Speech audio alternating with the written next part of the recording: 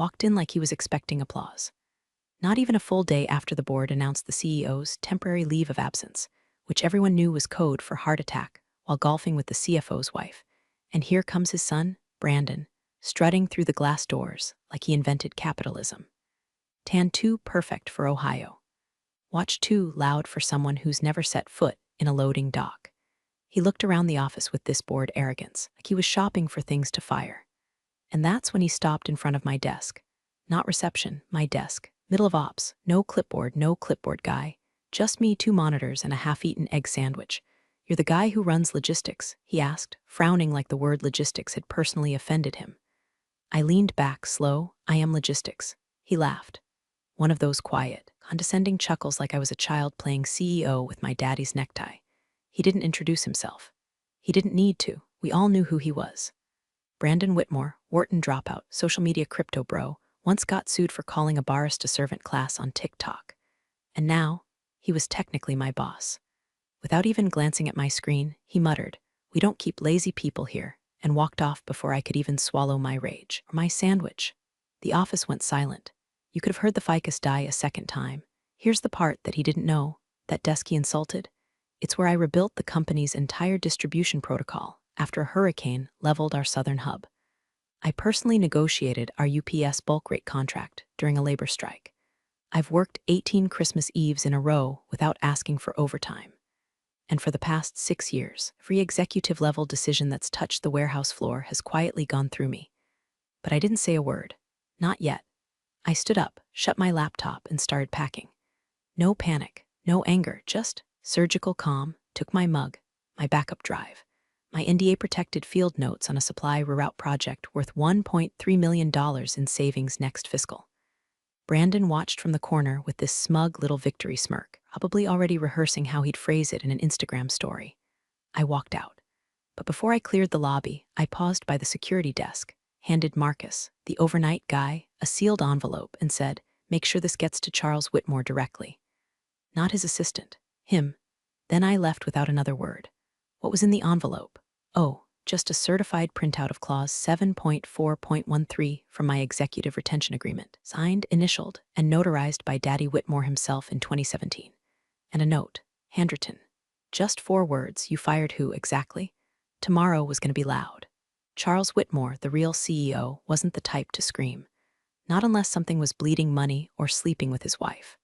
But that morning, just after 7 a.m., before his cardiologist even cleared him to return, stormed into HQ with a silk tie half-tied and a blood pressure cuff still dangling from his wrist like a fashion accessory.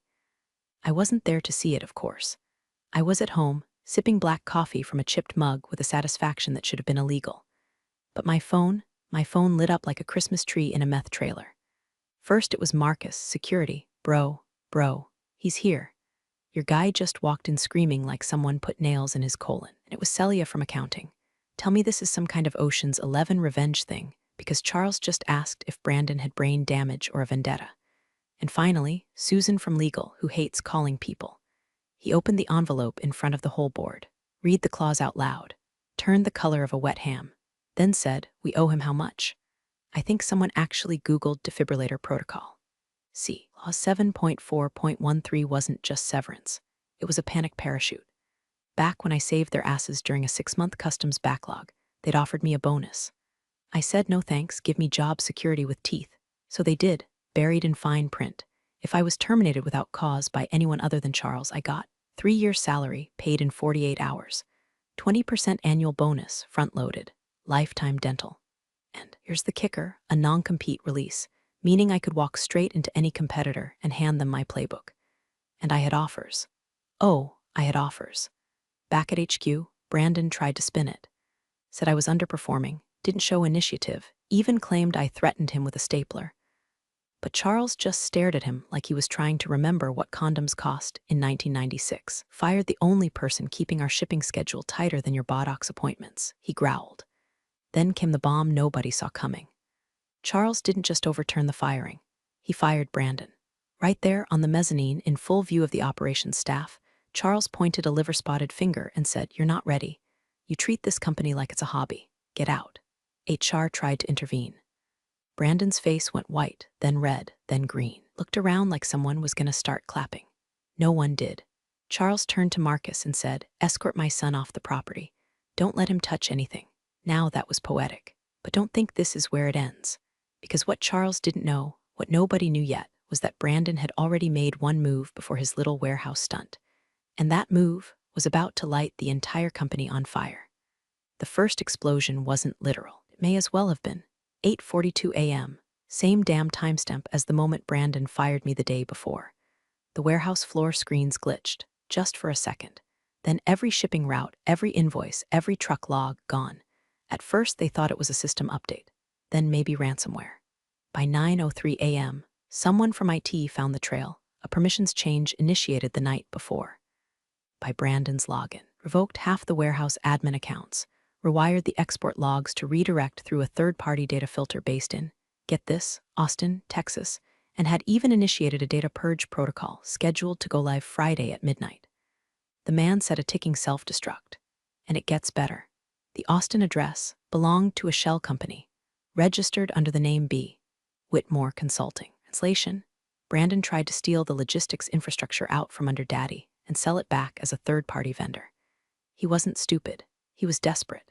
See, turns out Brandon had already blown through his trust fund investing in NFT horses and a streaming app for dog yoga. The consulting front was his way of building something of his own, to prove to Daddy he could be more than a walking Rolex. Only problem, he had no idea how any of it worked. Thought you could yank a 20-year logistics system like a weed and just plug it into Shopify. The man couldn't spell crosstalk, let alone run a quarterly volume forecast. So when he fired me, he assumed I was just a replaceable cog. What he didn't realize, I was the engine. And here's the real kicker. Before I left, I initiated something of my own. Not sabotage, just a little insurance policy. Let's call it the "oh no you didn't" protocol. For years I'd been building a shadow system. Not illegal, not even secret, just better, faster, leaner. I'd mapped alternate shipping routes, optimized vendor chains, and even designed a proprietary algorithm to predict inventory spikes 6 weeks in advance. All off the books, all stored on my cloud server, accessible by one keycard. Mine. So when Susan from legal called again, this time with her voice 2 octaves higher and a whole lot less snark, I gave her the answer she didn't want to hear. "No," I said. "I don't work there anymore. Your problem now." Click. 1 minute later, my inbox dinged. Subject: please reconsider. Charles wants to meet. But by then, I was already sitting across from someone else. A man in a tailored gray suit, competitor, CEO, holding a fountain pen and a blank check, and smiling like he'd just won the Super Bowl without playing a single down. Man across from me looked like money. Not the new kind, tech bros in hoodies and sneakers, but the old kind, quiet Rolex, cufflinks shaped like chess pieces, voice like silk wrapped around a baseball bat. He slid the check across the table without a word. I didn't look at it yet, didn't have to. His eyes already told me he knew everything.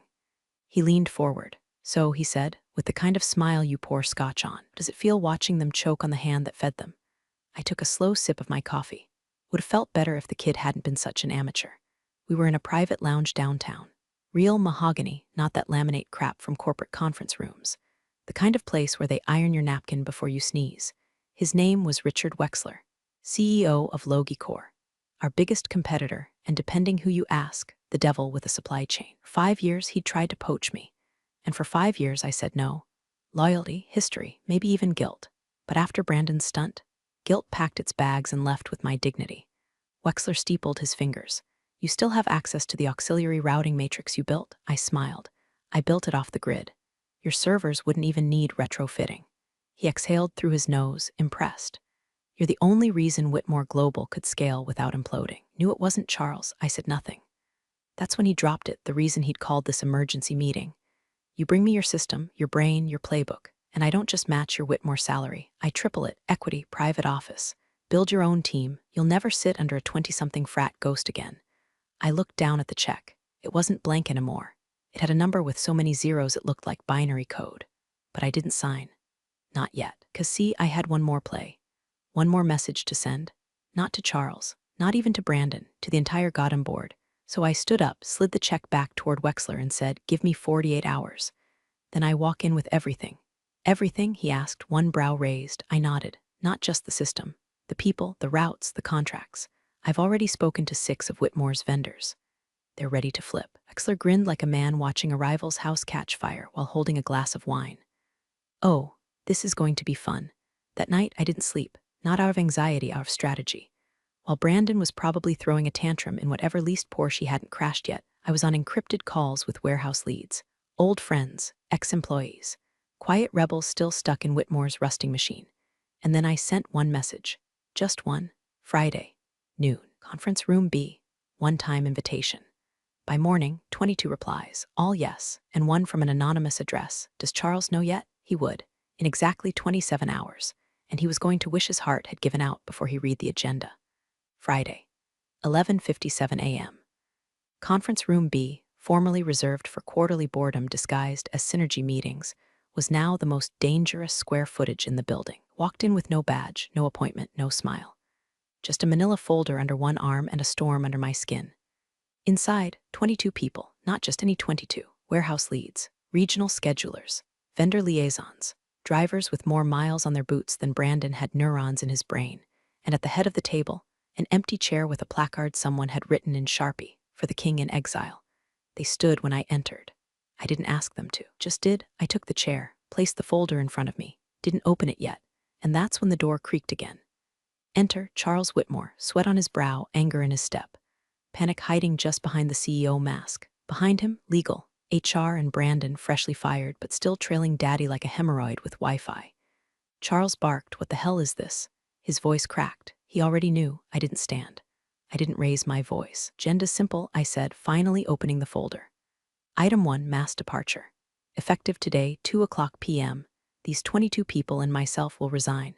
Charles's hands clenched the back of a chair like he was trying to strangle upholstery. "You're bluffing." I slid the papers forward, resignation letters, signed and time-stamped. I had notarized mine. Item 2, I continued, is vendor shift. I've spoken to 9 of our top suppliers. As of Monday, be working exclusively with Logi Core. Brandon scoffed, but the legal rep's face turned pale. That part was very real.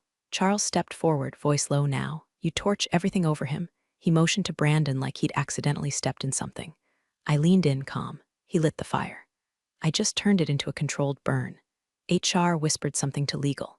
Charles looked like he aged 10 years in one breath. And then, like a man admitting the dog he'd trained bit the wrong child, he dropped his eyes. "What do you want?" he asked. And there it was, the power shift. I closed the folder, stood up slowly. Too late for what I wanted. What I want now is for you to watch what happens when loyalty isn't in the policy manual. Brandon, cocky, twitching, probably still drunk from the night before, finally exploded. "You can't do this. This is industrial sabotage." It's when I reached into my coat pocket, pulled out the tiny flash drive I'd kept silent about. "Sabotage?" I echoed, holding it up. "This little guy here contains a 6-year refined network of reroutes, efficiency hacks, contract loopholes, and regional contingency plans. The thing you tried to fire. The thing you tried to steal." Charles lunged for it. I pulled it back with a smile. "Nope." And then I walked out, past the boardroom, past the stunned interns, past the security guard who gave me the world's slowest, most satisfying nod. Down the elevator, across the street, into a waiting car with tinted windows. Inside, Richard Wexler, waiting, grinning. "You get what you came for?" he asked. I placed the flash drive on his palm. "No," I said. "I got everything." Wexler didn't say a word. He just held the flash drive like it was the holy grail wrapped in plutonium. Outside, across the street, more HQ looked like it was bleeding. Suits pacing. Phones pressed to ears. HR dragging rolling chairs across the marble lobby like battlefield stretchers. 23 resignations, 9 vendor defections. A logistics system gutted and reborn in my back pocket. "I assume it's all there?" Wexler finally asked. "Everything but the stapler I was accused of weaponizing." He chuckled, slow and dangerous. "I'll send flowers to their funeral." But I wasn't smiling. "Celebrate yet," I said. "Brandon's a dumbass, yeah, but Charles. He's not just going to take this on the chin." And I was right. Because 2 hours later, just as I was touring Logi Core's ops floor, glass walls, frictionless design, screens humming with actual efficiency, my phone buzzed. Unknown caller I almost didn't answer. But curiosity, she's a spiteful mistress. "Is this Daniel?" The voice was gravel-soaked in whiskey and shame. "Charles, I want to talk." Stepped into an empty office, shut the door. "Now you want to talk?" A long exhale. Like he was trying to suck the pride back into his lungs. I made a mistake. Brandon, he thought he was being proactive. "Proactive?" I said. "He deleted shipping manifests, Charles. He rewired your vendor pipeline through a fake company registered to his own name. That's not proactive. That's a Ponzi scheme wrapped in a participation trophy. Another silence. I'll fire him, Charles said. Permanently, I'll clean house. You come back, take full control of logistics. C-level, title of your choice. Rewrite your contract. I laughed, not a happy one. You're dangling steak after burning the cow, Charles. I'll double what Wexler's offering. And there it was. The desperation. I paused. Not because I was tempted, because this moment needed to breathe. Let the humiliation fester. I'm not coming back, I said finally. But I'll do you one mercy. He perked up. What's that? I smiled into the receiver. I won't go public. The silence on the other end was thick, heavy. You have NDAs, he finally muttered. I have morals, I corrected. But more importantly, I have leverage. What's left of your board doesn't need to know that your son tried to hijack the company's spine. They'll just think you lost control, which you did. Quietly. He started to say something else, but I hung up. I wasn't bluffing. Because 5 minutes later, Wexler's assistant came in with a folder. Mr. Wexler thought you'd want to see this. Inside, screenshots, emails, access logs, everything Brandon touched, everything he tried to reroute fake. Wexler's legal team had already begun mapping it out, just in case. Insurance, the real kind. And right there at the bottom of the stack, an email Brandon sent to an offshore consultant. Once I get the old guy out, the ops system is ours. My dad won't know until Q4. Lol. Lol, huh? You ever see a man accidentally write his own obituary? Because I just did. By Monday morning, the obituary was signed, sealed, and buried under 6 feet of corporate silence. Charles never called again, but someone else did. A junior partner from Whitmore's board, nervous, stuttering, the kind of guy who probably wore wool suits in July.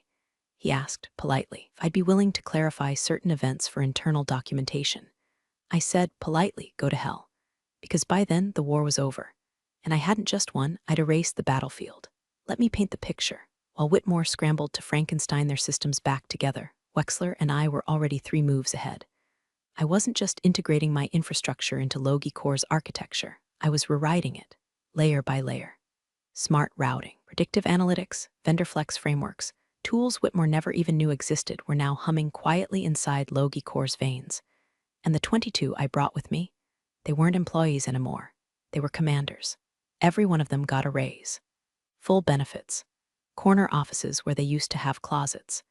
I even made sure Marcus from security was brought in as our new logistics security advisor. Guy used to work 12-hour night shifts next to a flickering vending machine. Now he's got stock options and a damn espresso bar. Wexler didn't just trust me, he invested in me. And with every shipment we nailed, every vendor who called to say this is smoother than anything we had before, I could feel the tide shifting. One by one, Whitmore's clients started calling us. But here's where it gets really poetic. 10 days after the Great Purge, Brandon held a press conference in a rented coworking space, with a borrowed suit and eyes that looked like they'd just discovered what humility tastes like and didn't like the flavor.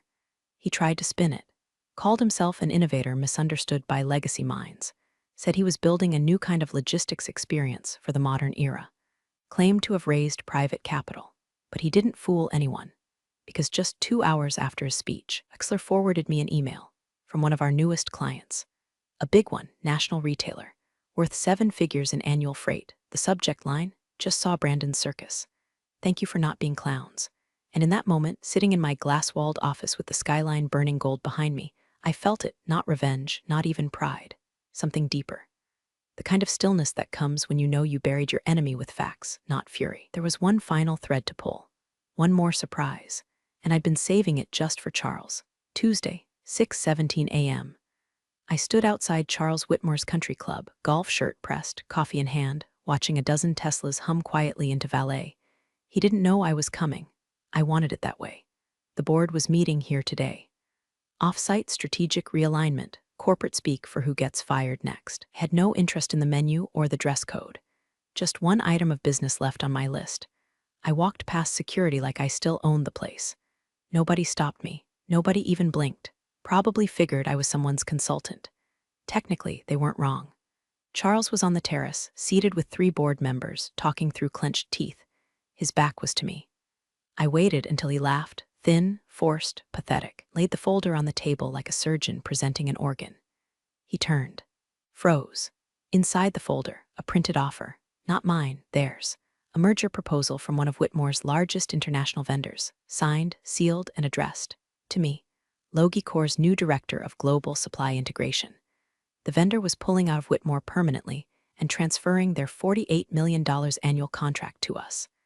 Charles's hand trembled as he read. One of the board members, older woman, silver hair, sharp as broken glass, leaned over, skimmed the page, and whistled low. "You're bleeding out, Charles," I said, voice calm as a scalpel. "And the guy who used to stitch your arteries just sold you the gauze." He opened his mouth, maybe to beg, maybe to bark. Didn't matter. I took a slow sip of my coffee. "This isn't vengeance. This is evolution. You built a throne and handed it to a fool. I built a system, handed it to the future." Then I turned, walked away, and left him sitting there, white as powdered sugar, surrounded by suits who suddenly weren't on his side anymore. As I drove off, I glanced in the rearview mirror. Charles was still frozen, still staring at the folder like it might bite him. Brandon was nowhere to be seen, probably hiding in a sauna, Googling how to fix a ruined reputation. And me? I rolled down the window. Let the wind take the past with it. No flames, no bullets, no lawsuits. Just silence. And the sound of a dynasty quietly collapsing behind me.